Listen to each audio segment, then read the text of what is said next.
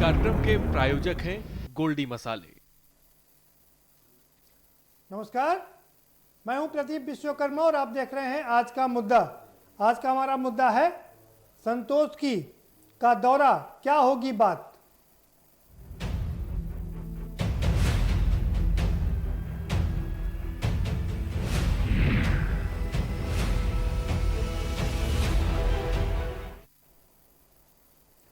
Bharatiya Janata party में संगठन में अभी लगातार फेरबदल की बात चल रही है। कहा यह जा रहा था कि काफ़ी बड़े स्तर पर फेरबदल होगी, लेकिन बीच में मामला रुक सा गया था। लेकिन एक बार फिर से इसको हवा मिल गई है। ये तो तय हो गया कि योगी जी के चेहरे पर ही चुनाव लड़ा जाएगा, लेकिन बाकी चीज़ों में कैसे बदलाव किया जाएगा इसको लेकर के अभी पूरी रूपरेखा नहीं बन पाई है। और यही कारण है कि कल अचानक से आप करिएगा आनन फानन में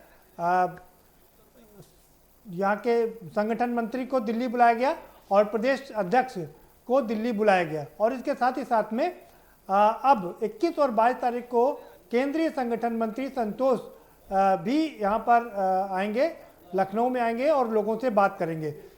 क्यों आएंगे, क्या बात करेंगे, कितना फेरबदल होगा, लोगों को मनाने की कवायद भी शुरू हो गई, इसी पर हम चर्चा करेंगे। हमारे साथ में खास मेहमानों का पैनल है, हम उनसे आपका परिचय भी कराएंगे, लेकिन उससे पहले आपको एक रिपोर्ट भी दिखा देते हैं। ये रिपोर्ट देखिए, इसके बाद इस पर चर्चा करेंगे।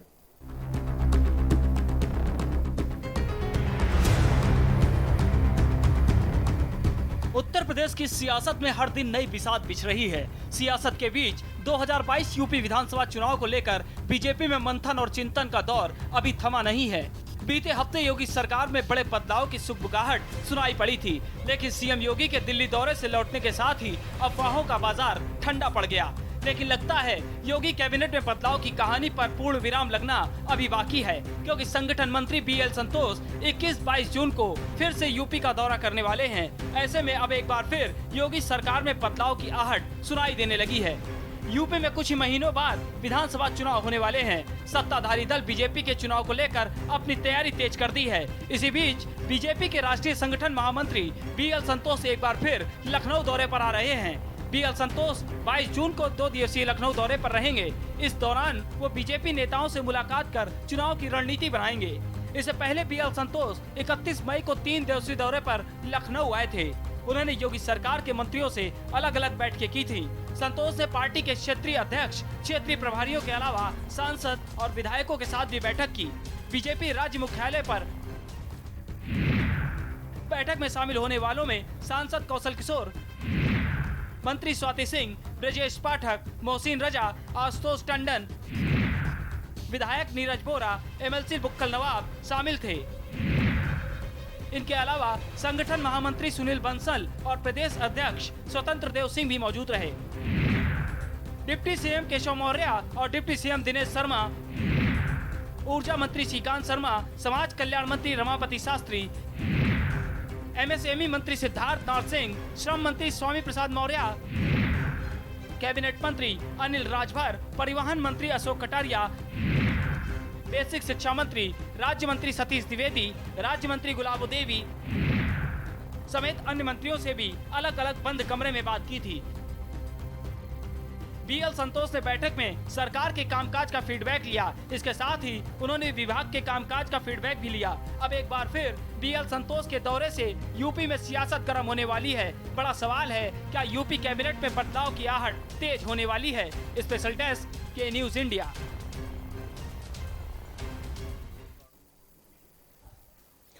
संतोष जी आएंगे, क्या बात होगी, ये अपने आप में सबसे बड़ी बात है और हम इसी पर चर्चा करेंगे। हमारे साथ में फिलहाल 2 खास मेहमान जुड़ चुके हैं, हम उनसे आपका परिचय करा देते हैं। हरेंद्र मलिक साहब हमारे साथ में जुड़ चुके हैं, पूर्व सांसद हैं कांग्रेस के और 4 बार विधायक भी रह चुके हैं। बहुत स्वागत है हरेंद्र मलिक जी आपका। और राघवेंद्र पांडे हमारे साथ में जुड़ चुके हैं, राजनीतिक विश्लेषक हैं, आपका भी बहुत स्वागत है राघवेंद्र जी। सबसे पहले हरेंद्र मलिक जी का रुख करेंगे। हरेंद्र जी, लगातार भारतीय जनता पार्टी में मंथन चालू है, दौरों का सिलसिला लगातार चल रहा है, बड़ी बड़ी बातें की जा रही हैं, कवायद की जा रही कि यूपी की कैबिनेट का विस्तार होगा, केंद्र की कैबिनेट का विस्तार होगा, तमाम लोगों को समाहित किया जाएगा। उत्तर प्रदेश में भी विभिन्न जो पद खाली हैं उसमें लोगों को भरने की कवायद तेज कर दी गई है। अब 21 और 22 तारीख को फिर से केंद्रीय संगठन मंत्री बीएल संतोष आएंगे। आपको लगता है क्या बात होगी, कुछ बाकी बचा है क्या अभी? आंतरिक मामला है कि बैठ के चलती रहती है करते, परंतु जो परिस्थिति है वो इस बात को इंगित करती है कि कहीं ना कहीं गड़बड़ है और गड़बड़ आप जो सर आगे का माइक लटक रहा वो आगे कर लीजिए, आवाज आपकी क्लियर आएगी। जी सर जी, जो आगे ये हाँ सर, अब इसको थोड़ा सा आप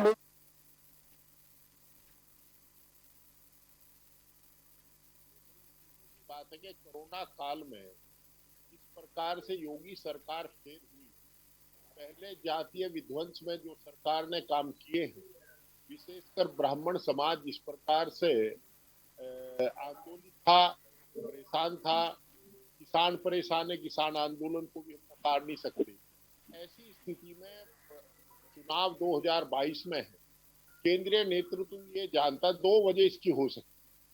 या तो केंद्रीय नेतृत्व ये देख रहा है कि कहीं योगी हिंदू के नाम पर आदरणीय योगी जी मोदी जी के पैरेलल तो नेता नहीं बन रहे, उनको डैमेज करने की कोशिश कर सकते हैं। या दूसरा सत्यता को जानकर के, हालांकि भारतीय जनता पार्टी से उम्मीद नहीं कि सत्यता को स्वीकार करें, ये जानकर के उत्तर प्रदेश में इतना बुरा हाल है, कानून व्यवस्था है नहीं, करप्शन चरम सीमा पर है। अब तो राम जी को भी बेच लिया इन्होंने, 2 करोड़ की जमीन 18.5 करोड़ में दिखाया। ऐसे हालात में भी केंद्रीय नेतृत्व चिंतित हो सकता है। वो देख सकता है जहाँ कानून की भाषा, संविधान की भाषा ना बोल करके ठोक दे की भाषा बोली जाती हो, जहाँ अधिकारी बेलगाम हो, वहाँ लोकतंत्र की रोज हत्या होती हो, तो ऐसे में केंद्रीय नेतृत्व का चिंतित होना स्वाभाविक है। और निश्चित रूप से कहीं ना कहीं दो में से एक मामला है, या तो केंद्रीय नेतृत्व योगी जी के पर कतरना चाहता है, मुख्यमंत्री जी को कमजोर करना चाहता है, या जो यहाँ की सत्यता है उसको इनको ज्ञान हो चुका। पर वो तो पूरे देश में ऐसा, ये देश में तो इससे ज्यादा भ्रष्टाचार है उत्तर प्रदेश से। ऐसे हालात में हम ये नहीं कह सकते, हमें तो अंतोगत्वा ये लगता है कि केंद्रीय नेतृत्व आदरणीय मुख्यमंत्री जी को उनकी पनाह याद दिलाना चाहता है, उनकी सीमा याद, उनको आईना दिखाना चाहता है, उनको फर्क करना चाहता है, इसलिए कर रहा है। जहां तक करप्शन की बात है, करप्शन यूपी में ज्यादा, हम स्वीकार करते हैं। लॉलेसनेस यूपी में हम स्वीकार करते हैं। कोरोना काल में यूपी सरकार बिल्कुल फेल हुई, हम स्वीकार करते हैं। परंतु केंद्र सरकार कौन सा सफल रही है, वो भी फेल रही है। करप्शन केंद्र सरकार में भी है। भारत सरकार ने सारे पब्लिक अंडरटेकिंग ही बेच दिए। अब तो आपदा जो आदरणीय प्रधानमंत्री जी जिस देश का, ये कह सकता हो कि आपदा को अवसर में बदलो, उन्होंने सीधा इशारा कर दिया है सत्ता पक्ष के लोगों, ये आपदा काल है, कोई बोलेगा नहीं, जो लूट सको तो लूट, और उसका नतीजा सबके सामने है। 1.5 रुपए का मास्क 11 रुपए में बिका है, सैनिटाइजर 400 रुपए लीटर बिका है। आज कुछ बचा ही नहीं। आपको रेमडेसिविर इंजेक्शन नहीं मिला, 1-1 लाख रुपए में इंजेक्शन, दवाई नहीं बिकी, पैरासीटामोल नहीं मिली, विटामिन सी की गोली नहीं मिली। ऐसे हाल में इसके लिए तो उत्तरदायित्व तो आदरणीय प्रधानमंत्री जी का था। उन्होंने ही कहा था आपदा को अवसर में बदलो, और अवसर में बदल दिया उन्होंने। तो ऐसे हाल ठीक है हरेंद्र मल्ली साहब, बात हो गई आपकी। आपने तो, मैंने तो आपसे सवाल पूछा था कि संतोष जी का दौरा है, क्या क्या बात हो गई, आपने पूरा सरकार को ही कटघरे में खड़ा करना शुरू कर दिया। खैर, अब विपक्ष का काम है सरकार को कटघरे में खड़ा करना।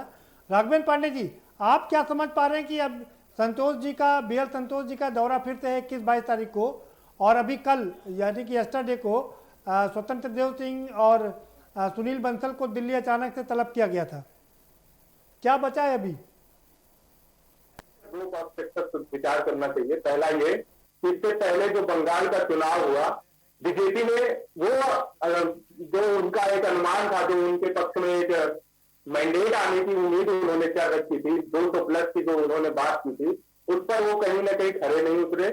बीजेपी को लग रहा एक बड़ा सुबह, जो हम ये कह सकते हैं कि यूपी जो है, जिसको लेकर हम सेमीफाइनल कह सकते हैं 24 के इलेक्शन को लेकर, उस इलेक्शन के पर्सपेक्टिव पर दूसरी एक सबसे बड़ी बात, नेतृत्व को लेकर खासकर मोदी गवर्नमेंट और मोदी और योगी के बीच में कहीं ना कहीं कुछ खिचड़ी सी पक रही है। इसके अलावा बीजेपी का अपना एक स्ट्रेटजिक होता है कि कोई भी चुनाव वो शुरू एक स्टेट का चुनाव खत्म होते ही दूसरे स्टेट के चुनाव को ध्यान में रखते वो एक तैयारी के मोड में भी आ जाते हैं।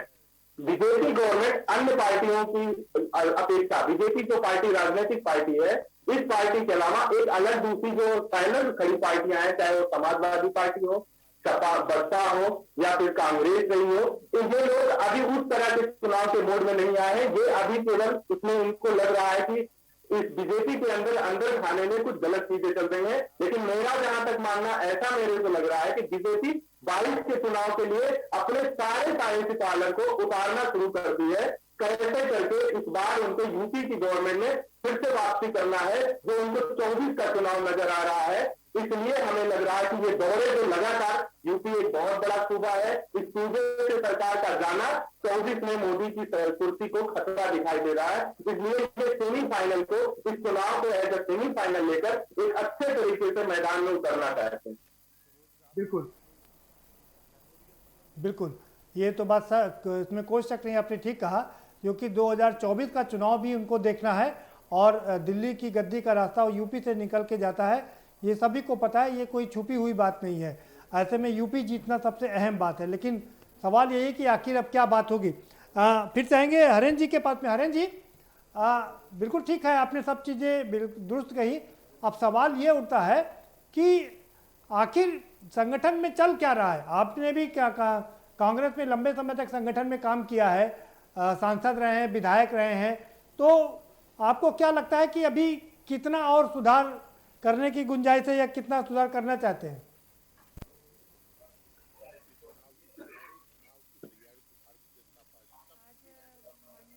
कहीं ना कहीं कुछ खामियां हैं जिसको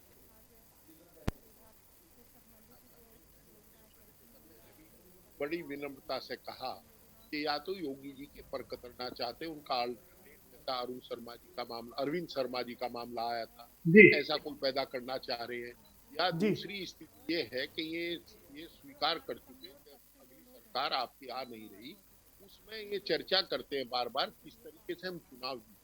सबके सामने सबको दिखाई दे रहा है कि प्रदेश में भारतीय जनता पार्टी का बुरा हाल है।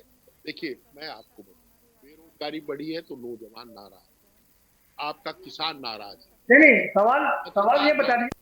नहीं, सवाल ये बता दीजिए हरेन जी, आपने सारे मुद्दे गिना दिए, वो बात सब ठीक है, बिल्कुल ठीक बात है, आपने विपक्ष की पूरी भूमिका निभाई। सवाल ये उठता है कि अभी इतने दौर की बात चल चुकी है, BL संतोष पहले भी आ चुके हैं, फिर गए रिपोर्ट दिया, और तमाम लोग प्रदेश में आ रहे हैं, रिपोर्ट दे रहे हैं, फिर वापस जा रहे हैं, तो क्या लगता है मर नहीं भर रहा है इस बार? बंगाल चुनाव से सबक लिया है?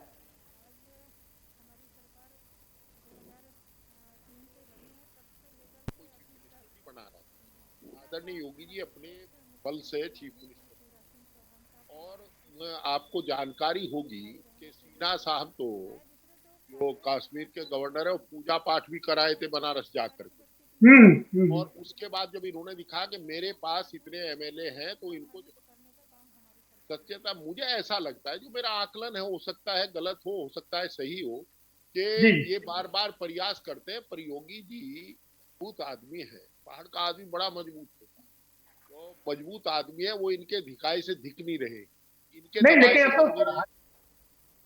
लेकिन अब तो हरेन मलिक साहब ये तो साफ हो गया है ना कि अब मुख्यमंत्री का चेहरा योगी जी ही रहेंगे।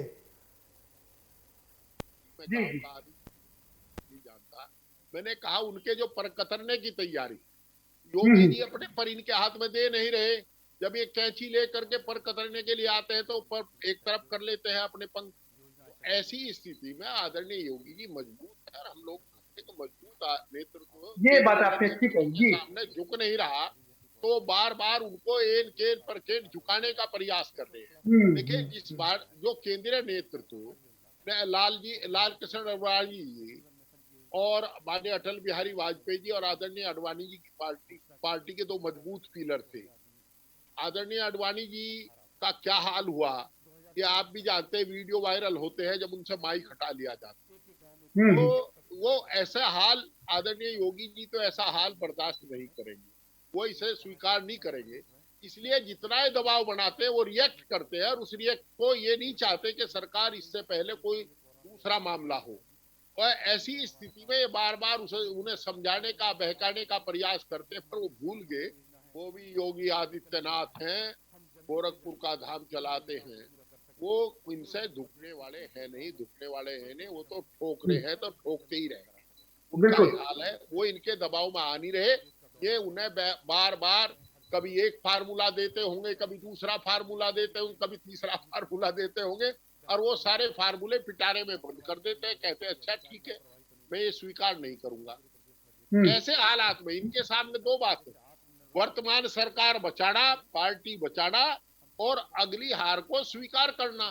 ये तो तीनों मामलों में से इनके सामने दो बात। ये संकट का समय है और संकट के समय को झेल रहे हैं, और सच्चाई भी है। देखिए अब ये भारतीय जनता पार्टी विदा, अब तो विदाई का मेला है, और विदाई में रुसवाई हुआ करती है, थोड़ी थोड़ी रुसवाई और मनाई चल रही है, उसी का काम। ठीक है, ठीक है, ठीक। आप आपकी टिप्पणी जरा राघवेंद्र जी की टिप्पणी लेते हैं। राघवेंद्र जी, आप कितना सहमत हैं हरेंद्र मलिक साहब से? हालांकि हरेंद्र मलिक साहब का जो औरा है वो काफ़ी विशाल है, सांसद रह चुके हैं। वो कह रहे हैं कि वो योगी को काबू में तो नहीं कर सकते, डिक्लेयर कर दिया कि चेहरा उन्हीं का रहेगा, क्योंकि 2024 में उनकी ज़रूरत भी है, लेकिन वो कंट्रोल में लाना चाहते हैं। वो चाहते हैं कि उनका वर्चस्व बना रहे, केंद्र चाहता है। कितना इत्तेफाक रखते हैं इस फिलॉसफी से आप? यूपी में एक बार जब योगी जब मुख्यमंत्री बनते हैं, 3 सीटें खाली होती हैं यूपी में, और उपचुनाव होता है, दोनों विपक्ष की सारी पार्टियां मिलकर गोरखपुर की सीट हरा देती है। तो एक बार विपक्ष ने एक हवा बनाया कि योगी को फिर से हटाया जाए, लेकिन योगी ने फिर 19 के चुनाव में जो बीजेपी को यूपी में, खासकर यूपी का लिया जाए, 60 से ज्यादा सीटें दिलाई। उसके बाद विपक्ष के बात से ये चेहरा निकल गया, बातें पूरी निकाल दी। रही दूसरी बात, जिस तरह से बहुत सीनियर है, सांसद रह चुके हैं, जिस तरह से ये सिंपैथी आज योगी बाबा पे दिखा रहे हैं, मेरे को एक बात की हंसी आ रही। दूसरी एक सबसे बढ़िया बात उन्होंने बोली कि योगी में एक अच्छे छवि का मतलब एक दृढ़ संकल्प होकर काम करने की शक्ति है। तो देखिए, इस चुनाव का, इस दौरे का लेकर मेरा जो मानना है वो ये है कि जो जिला पंचायत का अध्यक्ष का चुनाव हो रहा है, इसके पीछे जो मीडिया में दिखाया गया, जो सीटें बंटवारा को लेकर जिला पंचायत सदस्यों को सीटों का बंटवारा हुआ, उन सारी सीटों के बाद जो मीडिया में दिखाया गया कि बीजेपी ने एक अच्छा प्रदर्शन नहीं किया, उन सारी चीजों को दूर में रखकर अब अध्यक्ष की सीटें जो चाहते हैं, ज्यादा से ज्यादा जिलों में बीजेपी चाहती है कि हमारा अध्यक्ष हो। हमें लगता है कहीं न कहीं उन चीजों को लेकर दौरा चल रहा है, और जैसा विपक्ष बीजेपी का जो शीर्ष नेतृत्व में, संसदीय दल के जो भी शीर्ष नेतृत्व में बैठे हैं, वो सारे लोगों ने एक साथ शब्दों में कह दिया कि हम 2022 का चुनाव योगी के नेतृत्व में लड़ेंगे। यहाँ पर एक सबसे बड़ी बात जानना प्रदीप जी जरूरी है कि यूपी में योगी से बड़ा बीजेपी के पास, योगी के नेतृत्व के अलावा कौन सा चेहरा ऐसा है जो आप इस समय, जो हिंदुत्व को, जो बीजेपी का मेन आगे रख के चलते हैं, जो हिंदुत्व है, राम मंदिर, जो झंडा उठाने वाली बात होती है, जो हिंदुत्व का चेहरा है, वो योगी के अलावा यूपी में कौन चुनाव में जाने के लिए योगी से बेहतर कोई विकल्प इनको नजर नहीं आ रहा है। इसलिए ये अब अंदर खाने की क्या बात चल रही है, ये तो 2-4 दिन के बाद स्पष्ट हो जाएगी। हम लोग केवल कयास लगा सकते हैं। मेरा कयास जहां तक लग रहा है एक राजनीतिक विश्लेषक के रूप में, कि अभी यूपी में जो चुनाव आ रहे हैं जिला पंचायत अध्यक्षों के लिए, अन्य जो पार्टियां जो विपक्ष में है, खासकर बसपा, कांग्रेस, सपा, उन लोगों को अभी इसे बंदर काट की बातें याद आ रही है। बीजेपी कहीं उनसे आगे अपनी स्ट्रेटजी बना रही है। जी सवाल ये था कि वो तो ठीक है कि योगी जी तक तो बात फाइनल हो गई है कि योगी जी ही चेहरा रहेंगे, अब उनसे हट करके कोई चेहरा नहीं होगा। सवाल ये उठता है कि जो ये करें कि योगी जी चेहरा रहें, लेकिन हमारी बात मान करके रहें, इससे आप कितना इत्तेफाक रखते हैं? अब जब कोई सांसद, विधायक दल का नेता चुना गया, उसके पास एक मैंडेट है, सूबे का एक बड़ा वो है। इस सेंट्रल की राजनीति और यूपी की राजनीति में कहीं ना कहीं बीजेपी एक बड़ी पार्टी है, जिसका अपना एक संसदीय और एक कॉन्स्टिट्यूशन के जरिए गवर्न होता है। कहीं न कहीं ये युगों की बात है। मैंने जिस बात मेरे को ये भी सामने आती है, कहीं न कहीं इस तरह से सामने दिखाया जा रहा है, कहीं न कहीं ये भी बात नजर आ रही है कि बीजेपी मोदी के आगे कहीं इक्विवेलेंस ना खड़े हो जाए। जिस तरह से कोरोना की विफलता सेंट्रल को लगातार फोकस आ रहा है कि मोदी गवर्नमेंट विफल हो रही है, और योगी का जिस तरह आ रहा है, तो कहीं ना कहीं शीर्ष नेतृत्व को यह भी लग रहा है कि योगी की जो एक हर धर्मता है या दृढ़ संकल्पता की विचार है, वो कहीं ना कहीं मोदी को डिफेंड करके या फिर मोदी को हटाकर योगी अपनी सामने ना आ जाए, ये कहीं ना कहीं एक बरसों की भी लड़ाई नजर आती है। मतलब कहीं एक डर नजर आ रहा है। ठीक है, हमारे साथ एक और खास मेहमान जुड़ चुके हैं, पंकज त्रिपाठी जी जुड़ चुके हैं, प्रवक्ता हैं आम आदमी पार्टी के, उनका रुख कर लेते हैं। पंकज जी, बहुत स्वागत है आपका। चाहेंगे कि और हम आपसे ये भी समझना चाहेंगे कि उत्तर प्रदेश में भारतीय जनता पार्टी की सरकार हो, संगठन हो, लगातार यहाँ पर बदलाव की बात चल रही है। ये तय हो गया कि योगी जी ही रहेंगे चेहरा, आगे 2022 के चुनाव का चेहरा योगी जी ही रहेंगे। लेकिन आपको लगता है कि ये बार बार दौरों में अब बदलने की क्या बात चल रही, क्या बात हो सकती है संतोष जी जब दौरे पर आएंगे तो? देखिए, एक पार्टी के नाते दूसरे पार्टी में अंदरूनी क्या चल रहा है इस पर बोलना हमारा अधिकार नहीं है। नहीं जब तक पंकज जी, नहीं पंकज जी, बात यह है जब राजनीतिक पार्टी है तो राजनीतिक जीवन तो सार्वजनिक जीवन होता है ना, आपका व्यक्तिगत कुछ नहीं रहता है उसमें। किसे अपना चेहरा बनाती है नहीं बनाती है इस पर बोलना हमारा अधिकार नहीं, उस पार्टी का आंतरिक मामला है। लेकिन योगी जी इस समय के मुख्यमंत्री हैं, उत्तर प्रदेश सरकार में पिछले 4.5 वर्ष से मुख्यमंत्री का पदभार निभा रहे हैं जी, और उनको अगर बीजेपी चेहरा बना रही है तो इसका मतलब है कि पिछले कार्यों में जो विफलताएं सरकार की ओर से हुई हैं उसको भी एड्रेस करना है उनको। इस सरकार की कोई बहुत अच्छी इमेज नहीं है जनता की नजर में, बहुत सारे मुद्दों पर सरकार फेल है, बहुत सारे बिंदुओं पर फेल है, लॉ एंड ऑर्डर की व्यवस्था पर पूरी तरह फेल है। कोरोना में जिस तरह से सब हर तरफ तैरते दिख रहे थे नदियों में, नदी घाटों पर, और जिस तरह से स्मशानों को ढका जा रहा था, तो इस सरकार की विफलता बिल्कुल एक्सपोज है। चाहे ये बीजेपी योगी जी को चेहरा बनाए या किसी और को बनाए, जनता के सामने इनकी कमियां उजागर हो चुकी है, जनता के सामने इनकी कमियां उजागर है।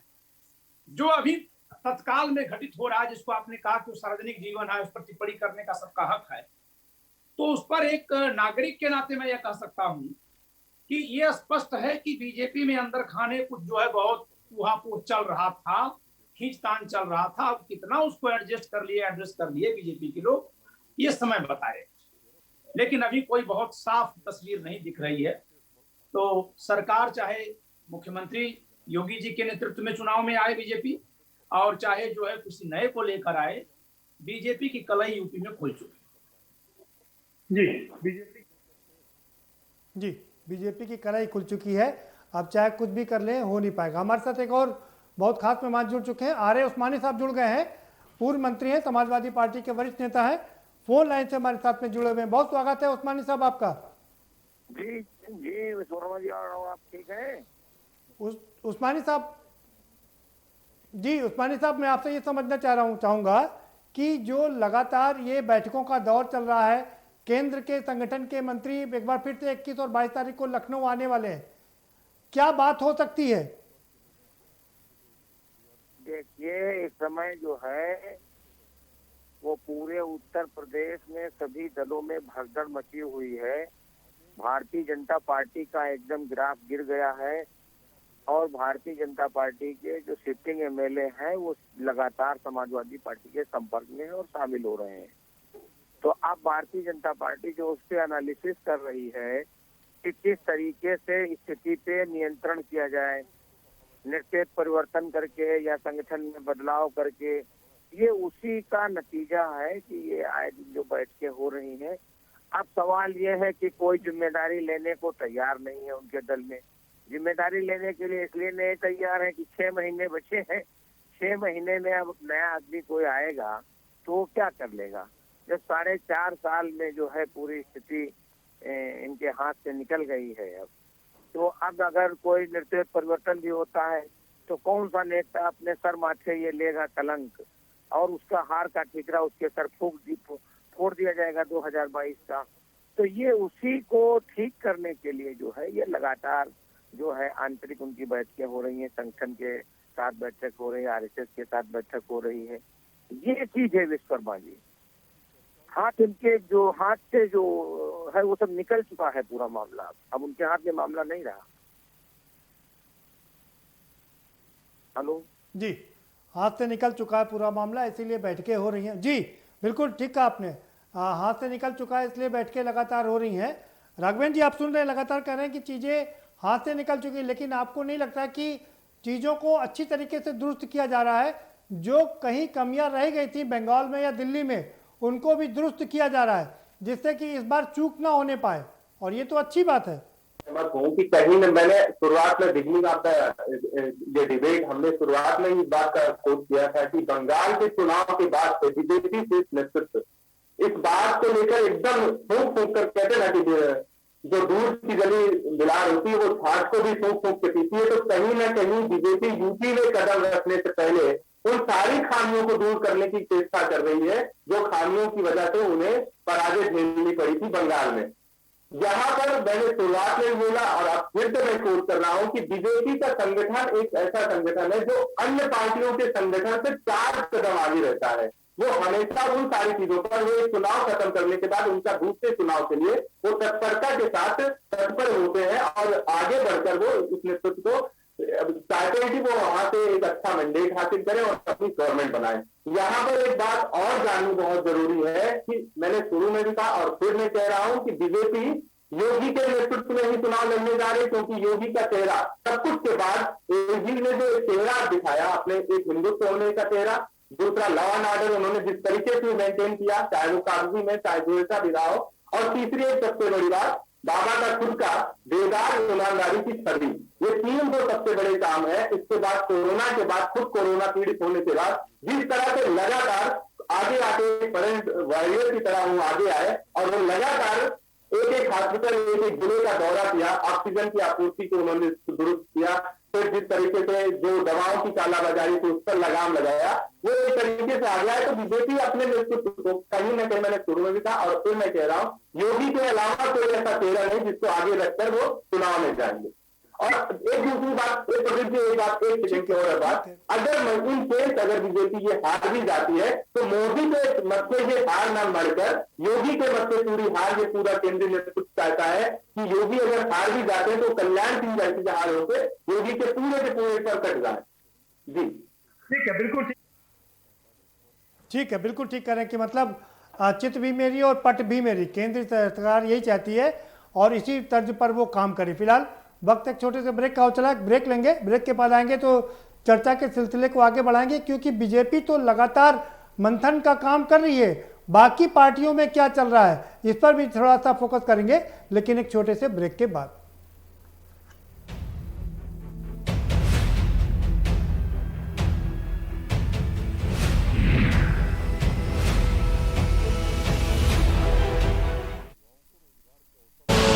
आप देख रहे हैं के न्यूज, खबरों का सारथी।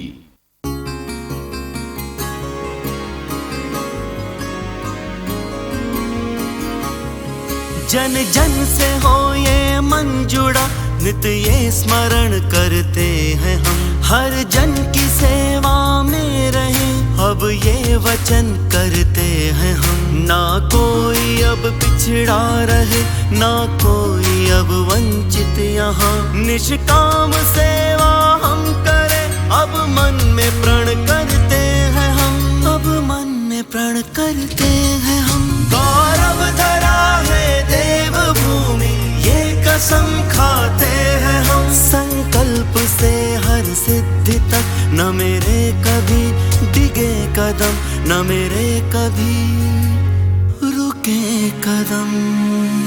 सेवा, समर्पण और विश्वास के 100 दिन, जनता के द्वार, तीरथ सरकार।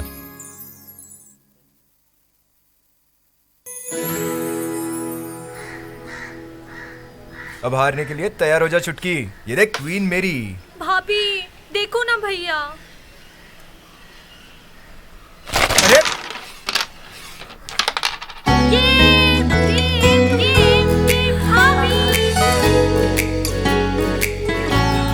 पिटारा खजाना खास पलों का। स्वाद और खुशबू में झूम के भाई लेके आए गोल्डी मसाले। गोल्डी जापानी मसाले, खुशबू और स्वाद ऐसा तो रिश्तों में गुस्सा कैसा। जुबान के लिए उड़ चला गैरों की जमीन पर, खुशबू अपने पन की ढूंढता और दूर कितना भी जा, इस जुबान से दूर ना जा पाओगे। विमल, बोलो जुबान केसरी। पिटारा वाली मूंग दाल मुझे भी मिलेगी? हाँ हाँ जरूर मिलेगी, लेकिन मुझे क्या मिलेगा? आज स्कूल में ऐसे कंपटीशन था, टॉपिक था your best gift in life. तो क्या लिखा? मॉम लिखा।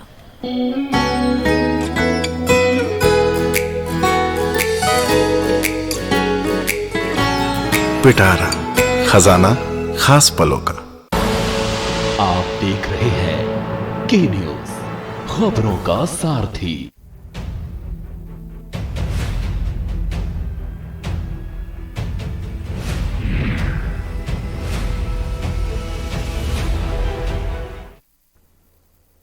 ब्रेक के बाद आपका स्वागत है और सभी मेहमान हमारे साथ बने हुए हैं। हरेन जी का रुख करेंगे। हरेन जी, भारतीय जनता पार्टी में तो मंथनों का दौर चल रहा है, लेकिन आपके यहाँ क्या चल रहा है? कैसे लगेगी नैया पार 2022 की? आपके राजनीतिक विश्लेषक महोदय, नौजवान है, इनको मैं एक बात बताना चाहते हैं। उन्होंने कहा कि हम योगी जी की प्रशंसा है। उन्नाव की घटना हुई, उन्होंने अपने एमएलए को सपोर्ट किया, उन्होंने परवाह नहीं की। जब तक तो हाई कोर्ट ने कई बार नहीं कहा, तब तक उसका खिलाफ कुछ नहीं निकला। सुरेंद्र सिंह ने बलिया में माननीय विधायक जी ने किया, जो कहा, उन्होंने उसे सपोर्ट किया। उन्होंने वो दृढ़ संकल्पी हैं, उन्होंने कह दिया ठोक दो। इतने नौजवानों के घुटने में गोली लगी, चाहे माननीय न्यायालय ने किसी एक को सजा ना दी हो। अरे बदमाश है तो गोली लगेगी ना सर। वो लोग जब गोली चलाते हैं तब उनको तो दर्द नहीं होता है। की बात कहता हूँ, कोरोना में प्रदेश जल रहा था, उन्होंने संकल्प लिया कि बांग्लादेश के चुनाव, वहां के बंगाल के चुनाव में रहना है, तो आदरणीय योगी जी ने परवाह नहीं की। सब मर्जा से जी जाओ, मजबूती के साथ बंगाल के चुनाव में डटे रहे। आप जो आदरणीय योगी जी ने सोचा, लेकिन उत्तर प्रदेश में बिना लॉकडाउन लगाए, सर उत्तर प्रदेश में बिना लॉकडाउन लगाए तो केसेस इतने कम करा दिए ना 3T के माध्यम से। आलोचना हुई पर आदरणीय योगी जी विचलित नहीं हुए। योगी जी बहुत मजबूत है, वो जो दृढ़ संकल्प ले लेते हैं, संकल्प ले विचलित नहीं होते। रही आप इसकी तैयारी की बात, तैयारी हर पार्टी करती। आज जो मेरे याद है, जब हम पहला चुनाव जीते तो एक आदमी ने ये कहा था, जो जीता सो सिकंदर। आज भाजपा सर्वगुण संपन्न है, संगठन भी मजबूत है, सब कुछ है। मैंने इनके 11 एमएलए देखे, 16 एमएलए रहा करते थे। कल्याण सिंह जी लीडर रहते थे, ये कहा करते थे हमें बुलवा दो।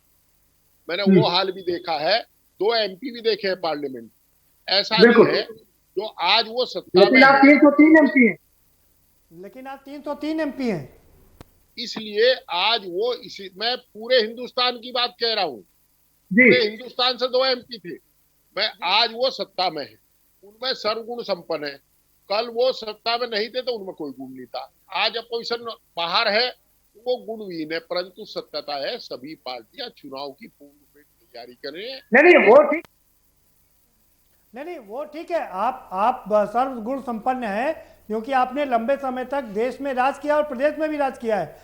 अब वापसी कैसे होगी, बनवास कैसे कटेगा? ये रास्ते, या तो हम भी हिंदू मुसलमान की लड़ाई करें, या हम जातिवादी संघर्ष करें।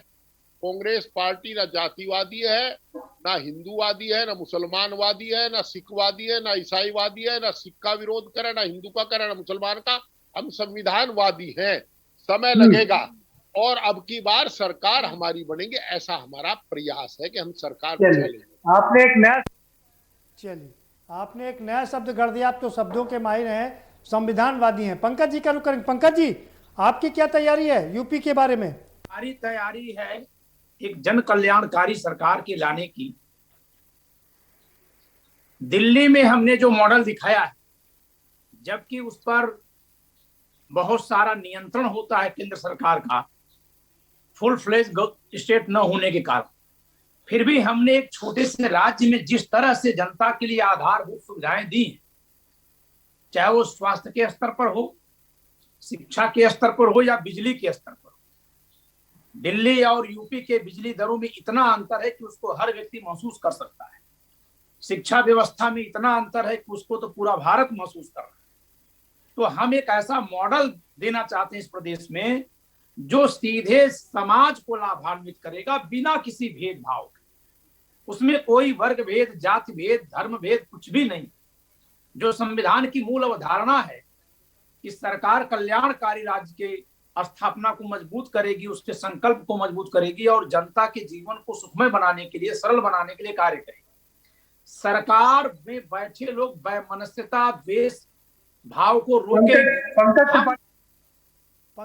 पंकज त्रिपाठी जी, ठीक है, बिल्कुल नहीं, आप उस पर कार्य करें, अच्छी बात है। सवाल ये है, आपके लिए ये कहा जाता है कि दिल्ली में 4 करोड़ की जनता, दिल्ली में 4 करोड़ की जनता है, उत्तर प्रदेश 24 करोड़ की है, तो जमीन आसमान का अंतर है।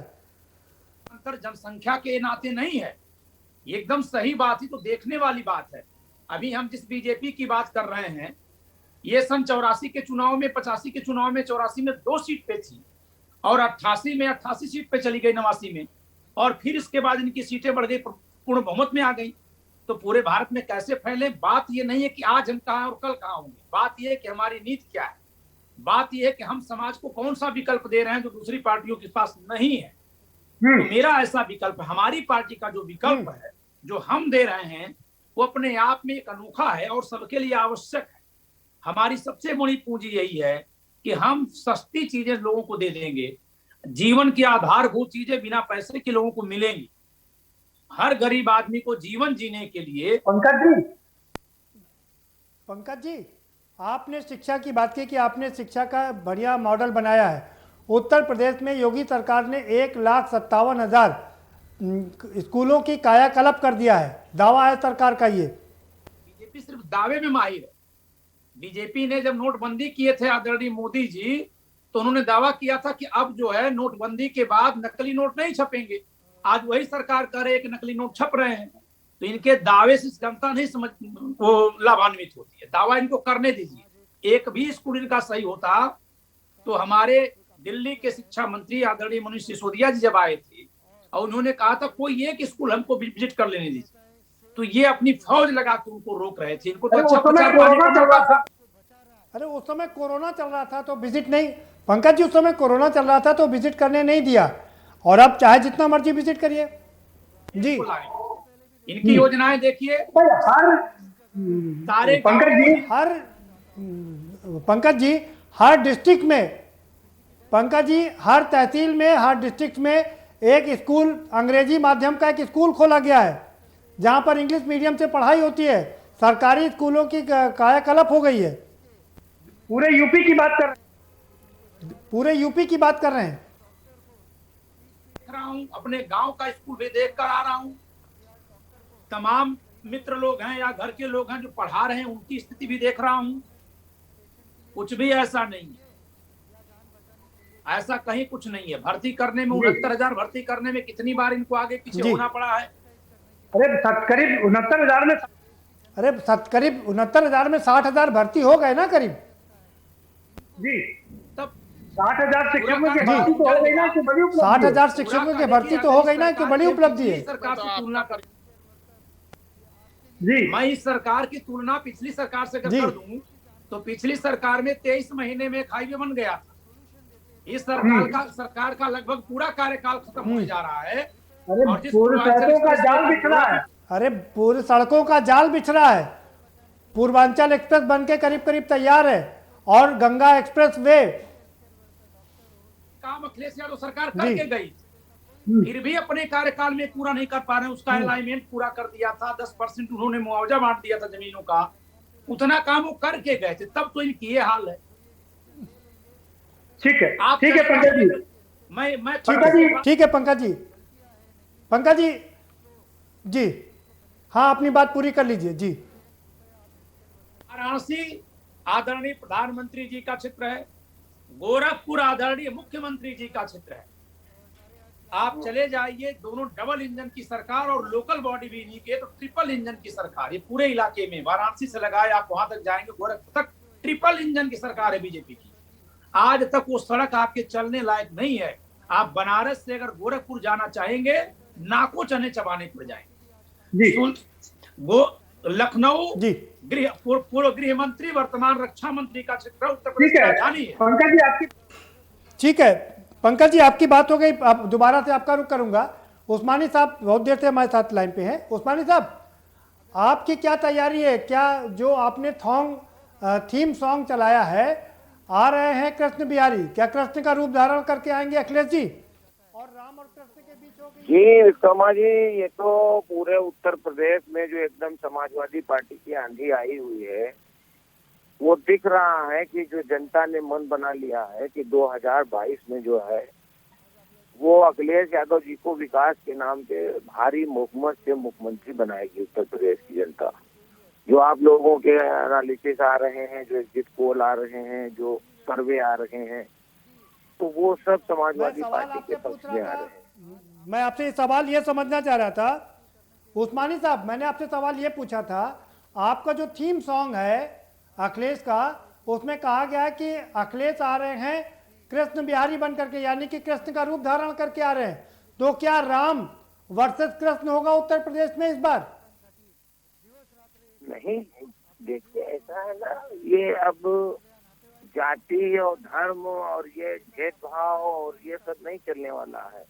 समाजवादी पार्टी जो है वो समता मूलक समाज की स्थापना करेगी, सबका साथ सबका विकास सबको साथ लेकर के चलेगी। और उसमें ये सब नहीं चलेगा कि राम और कृष्ण और ये, हम लोग जो समाजवादी लोग हैं वो सब धर्मों को और सबको सम्मान देने का काम करते हैं। आज इस उसको 18.5 करोड़ में बेच लिया जनता, नहीं छोड़ी है, पूरे उत्तर प्रदेश की जनता देख रही है।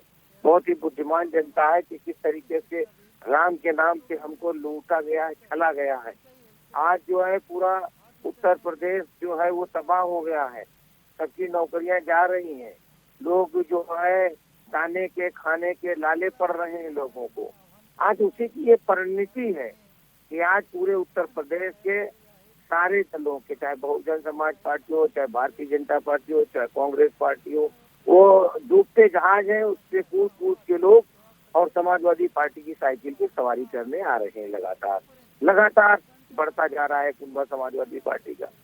तो ये जो है ये एक स्वाभाविक प्रक्रिया है।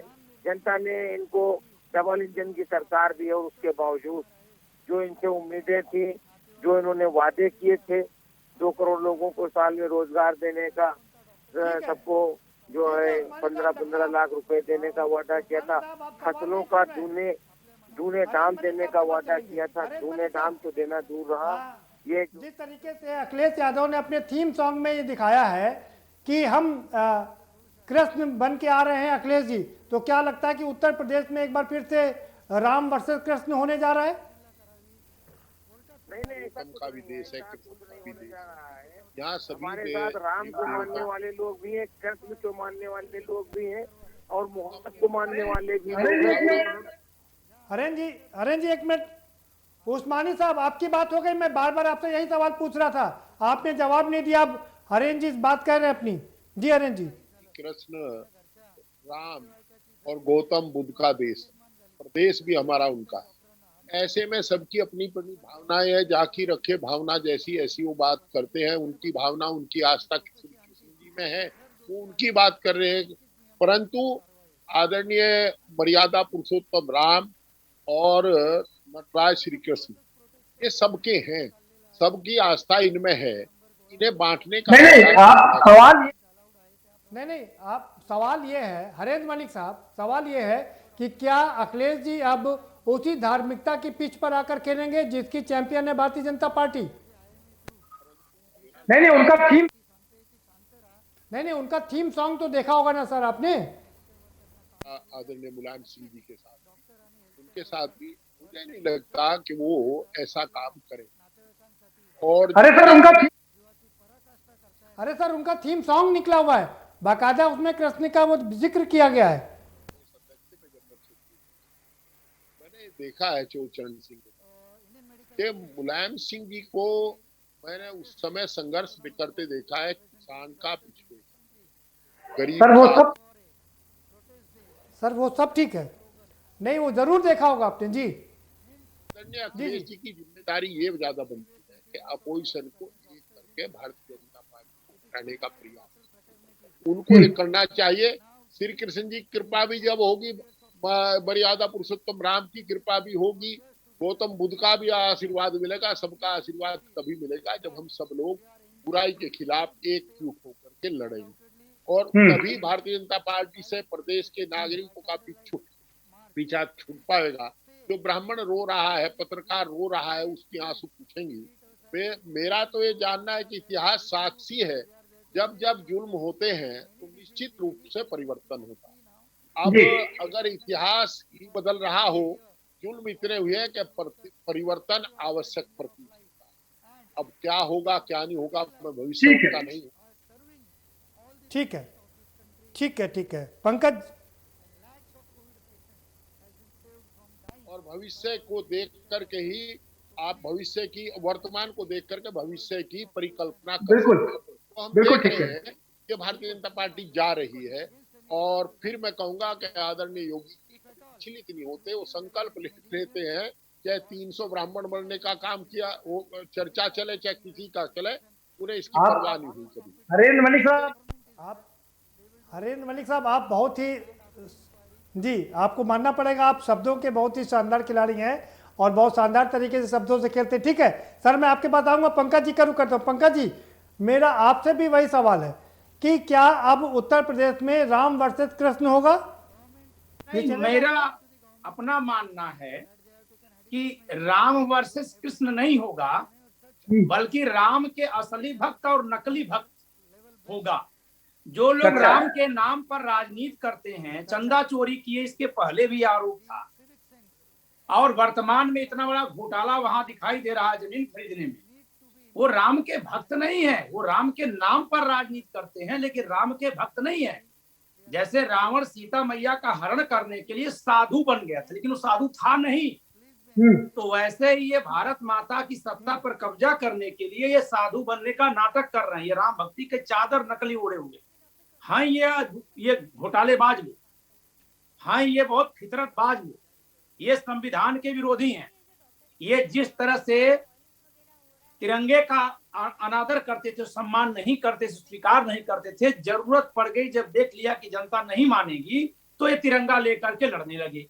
उसी तरह से ये राम को भी उतने ही दिन तक मानेंगे जितने दिन तक इनको इससे वोट मिलने की संभावना है। और जनता ये बात जान गई।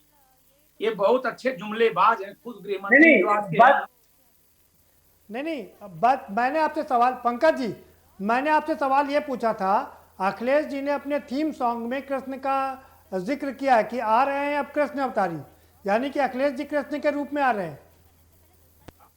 कि बीजेपी नकली राम भक्त है तो सब जान गए।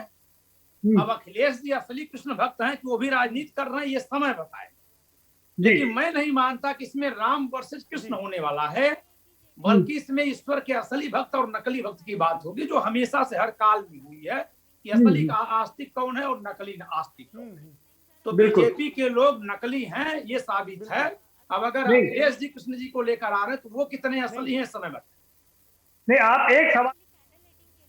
नहीं, आप एक सवाल और आपसे बनता है कि आप कौन से लेकर के आएंगे, क्योंकि केजरीवाल तो हनुमान भक्त हैं, तो क्या हनुमान जी भी आएंगे उत्तर प्रदेश में कि नहीं? को मानता है तो किसी न किसी ईश्वर को अपना आराध्य मानता है, कोई न कोई उसका इष्ट देव है। यह तो अपनी अपनी व्यक्तिगत इच्छा है और हमारा संविधान हमें धर्म की पूरी तरह से आजादी देता है, अंतःकरण की स्वतंत्रता देता है। तो ऐसे अगर देखा जाए तो ये ठेकेदारी नहीं है बीजेपी के पास की, क्योंकि वो राम के नाम पर राजनीति किए, भगवान राम के नाम पर, तो इस नाते वही केवल भक्ति कर सकते हैं, ऐसा नहीं है। उनसे बहुत अच्छे सच्चे भक्त हैं, लेकिन उसको राजनीति का विषय नहीं बना। नहीं, मैं फिर भाई आपसे सवाल कर रहा हूँ, क्या हनुमान जी आएंगे उत्तर प्रदेश में कि नहीं? हनुमान जी हमेशा उत्तर प्रदेश में है, तभी तो ये राम भक्त के आड़ में जो घोटाला कर रहे हैं खुलासा उसका हो गया। हनुमान जी है तो घोटाला का खुलासा हुआ, क्योंकि हनुमान जी नकली भक्तों को राम दरबार में नहीं घुसने देंगे, उन्होंने खुलासा करवा दिया। ठीक है। राघवेंद्र पांडे जी के पास, राघवेंद्र पांडे जी, किस पर बरसेगी कृपा, राम भक्तों पर कृपा बरसेगी या कृष्ण भक्तों पर? थोड़ा सा जो प्रश्न है ये बड़ा ऐसा प्रश्न है कि जिनको जिससे लाभ मिल रहा है वो उसको लेके चल रहे हैं। तो मैं सिर्फ इतना कहना चाहूंगा कि कृपा तो कहीं ना कहीं राम की बरस ही रही है। 92, 86 जब बात कर रहे हैं 2 सांसद से लेकर, उन्होंने राम का झंडा उठाया और आज तक की स्थिति अगर देखी जाए वर्तमान स्थिति तक, चाहे वो यूपी का चुनाव रहा हो 17 का या फिर 19 का चुनाव रहा हो केंद्र का, दोनों में राम की कृपा तो बीजेपी पर ही बरती। और जिन्होंने राम के विपक्ष को लेकर जिन्होंने ये राजनीति शुरू की, जो भी पार्टियां विपक्ष में रही राम का विरोध की, उनका किस तरह से नीचे डाउनफॉल चलता रहा वो देखने वाली बात थी। आम आदमी पार्टी ने एक बात उठाई थी कि बीजेपी की सरकार, जब आपने एक प्रश्न पूछा था, मैं बहुत गंभीरता से सुन रहा था, जब आपने प्रश्न पूछा कि आपकी स्ट्रेटजी क्या रहेगी चुनाव में, तो वो अपनी स्ट्रेटजी न बताकर उन्होंने केवल बीजेपी की खामियां बताई। तो मैं ये और उन्होंने नहीं, मैं आपको भी रोक रहा हूँ राघवेंद्र जी, आपको भी रोक रहा हूँ। मैंने आपसे भी सवाल किया था राम पर कृपा बरसेगी इस बार या कृष्ण पर, आपने इसका जवाब नहीं दिया। नहीं, ये तो भगवान ही बताएंगे कि किस पे कृपा बरसेगी, कृष्ण अवतार नहीं या राम, हमारे तो ये तो दोनों एक ही हैं, विष्णु अवतार है तो दोनों एक है। नहीं, ये प्रश्न का जिसका तो पहला थोड़ा सा बड़ा वो रहेगा। मैं अच्छा, सीधा सवाल मेरा ये है कि क्या 2022 का चुनाव धर्म की पिच पर लड़ा जाएगा? कहीं ये धर्म की पिच पर अब उतरते चला जा रहा है, क्योंकि जिस तरह से आम आदमी पार्टी और सपा ने अयोध्या के उस जमीन विवाद को लेकर इतना तूल दिया, उसके बाद से कहीं ना कहीं ये अब पिच बननी शुरू हो गई। प्रदीप जी, एक बात बड़ी समझ में मेरे को समझ में नहीं आती कि ये पार्टियां कहती तो है कि हम धर्म पर राजनीति नहीं करेंगे। क्या एक सवाल और है, ये सब ये छोड़ दीजिए, क्योंकि ये तो हर पार्टी कहती है कि हम धर्म की और जात की राजनीति नहीं करते हैं, लेकिन करते सब वही हैं। आप ये अपने अनुभव से ये बताइए कि कर्नाटक का चुनाव, गुजरात के चुनाव में जिस तरह से धर्म की पिच पर लड़ा गया, बंगाल के चुनाव में भी धर्म का पिच आया और वहां पर विपक्ष को सफलता थोड़ी बहुत मिली। क्या लगता है कि अब विपक्ष उत्तर प्रदेश में इसीलिए इन सब चीजों को अपनाना चाहता है? चुनाव को लेकर और यूपी का चुनाव थोड़ा सा डिफरेंस है। यहाँ पर जिस धर्म को लेकर यहाँ पर धार्मिक ऐसे उन्माद टाइप का चीजें हैं, जो खासकर एक राम धर्म का जो भक्तों का एक वर्ग है, खासकर वो इधर का पूर्वांचल का चाहे क्षेत्र हो या फिर उधर मथुरा का क्षेत्र, पश्चिम का क्षेत्र हो, कहीं ना कहीं यूपी में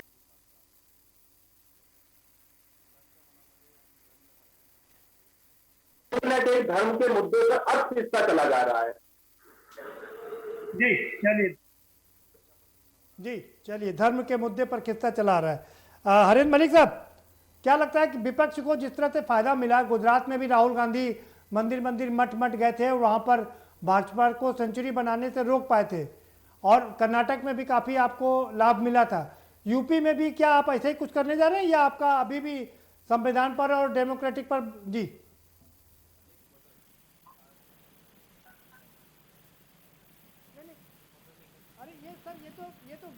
हरेंद्र सर, ये वेट की बात। जी सबको है संविधान के मुताबिक।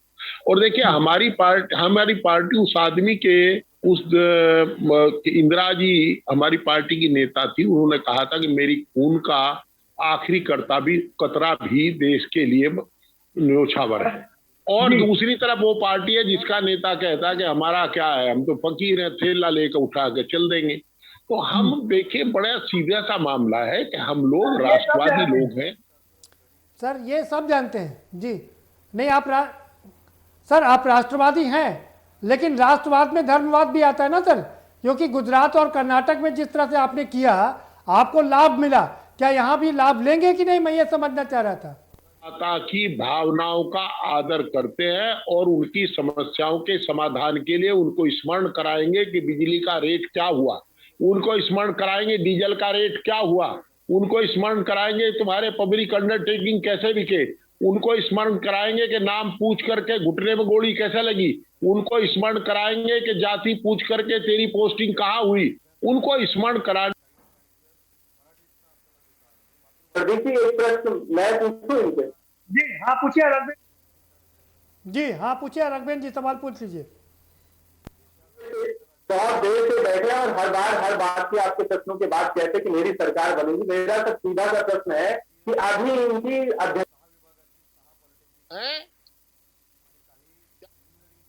महोदय। व्यक्ति के रूप में जा रहे हैं चुनाव में।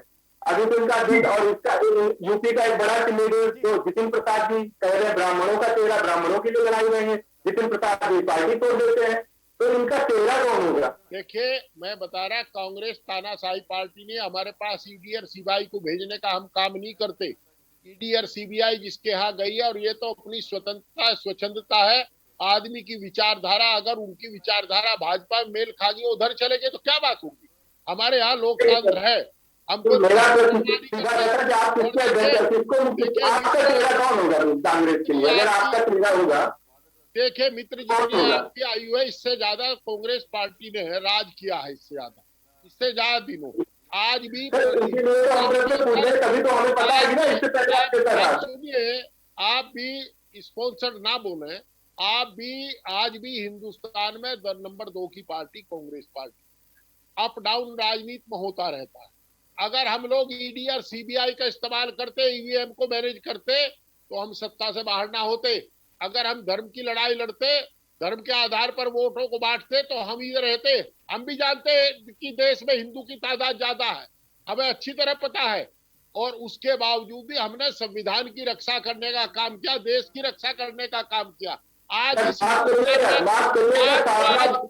सारा बानू का भी केस आया था सर, आपने कैसे मैनेज किया था? पूरी दुनिया जानती है सर, आप हमसे सीनियर हैं, आप हमसे आपकी जानकारी अभी कांग्रेस पार्टी ने देश आजाद कॉन्स्टिट्यूशन में जिस तरह से आपने बोला ना संविधान के लिए, संविधान में किस तरह से आपने 1 साल पहले किस तरह से 42वां संविधान संशोधन किया है, दुनिया जानती है। 2 प्रधानमंत्री पूरा भारत जानता है सारी बात को। आप वकालत करे, उन्होंने तो अंग्रेजों से माफी मांगी है, वो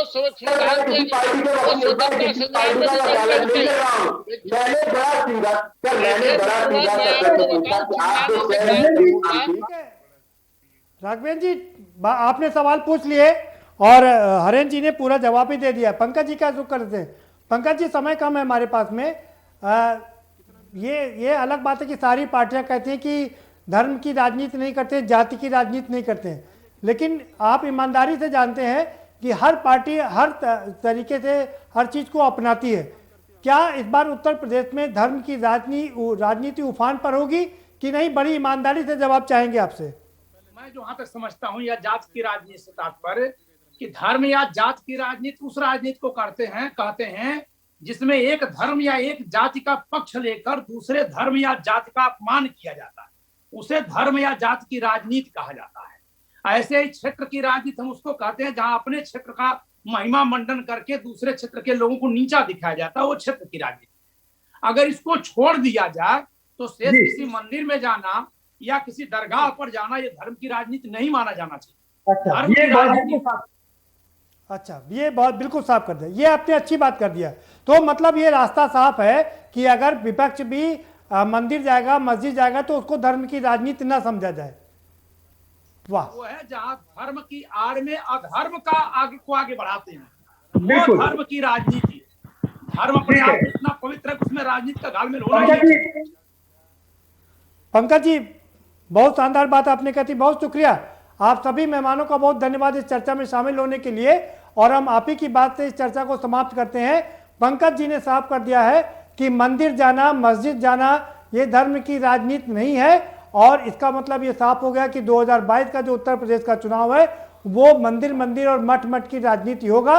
अखिलेश, जिस तरह से अखिलेश यादव ने साफ कर दिया है अपने एक उसमें कि वो कृष्ण के अवतार बन करके आ रहे हैं, और भारतीय आम आदमी पार्टी की भी बात करें वो भी जानती है कि वो हनुमान जी के भक्त हैं।